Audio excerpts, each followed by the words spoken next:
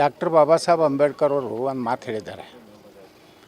ಯಾರು ದಲಿತರು ಸಹ ಕಾಂಗ್ರೆಸ್ಸಿಗೆ ಮತ ಹಾಕಬಾರ್ದು, ಕಾಂಗ್ರೆಸ್ ಪಕ್ಷವನ್ನು ಒಪ್ಕೋಬಾರ್ದು. ಅದು ಒಂದು ಉರಿತಿರೋ ಬೆಂಕಿಯ ಮನೆ. ಅಲ್ಲಿ ಎಂದೂ ದಲಿತರಿಗೆ ಒಳ್ಳೆಯದಾಗುವಂಥದ್ದಲ್ಲ.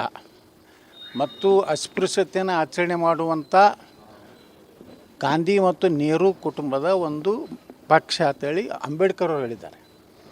ಬಾಬಾ ಸಾಹೇಬ್ ಅಂಬೇಡ್ಕರ್ ಅವರ ನಿಜವಾದ ಅನುಯಾಯಿಗಳು ಯಾರು ಅದಾರೆ ಅವ್ರು ಕಾಂಗ್ರೆಸ್ನಲ್ಲಿ ಇರಬಾರ್ದು. ಈ ಖರ್ಗೆ ಕುಟುಂಬ ಏನು ಡಾಕ್ಟರ್ ಬಾಬಾ ಸಾಹೇಬ್ ಅಂಬೇಡ್ಕರ್ ಅವರ ವಿಚಾರಗಳಿಂದ ದೂರ ಇರುವಂಥವ್ರು.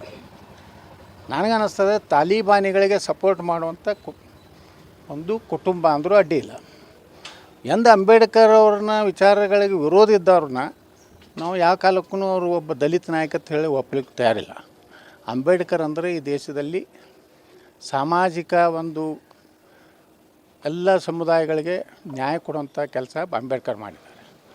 ಒಂದು ಕುಟುಂಬದ ಚೀಲಾಗಳಾಗಿ ಇವತ್ತೇನು RSS ಬಗ್ಗೆ, ಹಿಂದುತ್ವದ ಬಗ್ಗೆ, BJP ಬಗ್ಗೆ ಮಾತಾಡಲಿಕ್ಕೆ ಪ್ರಿಯಾಂಕಾ ಖರ್ಗೆ ಪರಿಪಕ್ವವಾಗಿಲ್ಲ.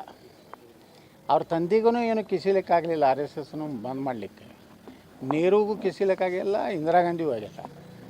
ಇವ್ಯಾವ ಗಿಡ ತಪ್ಪಲು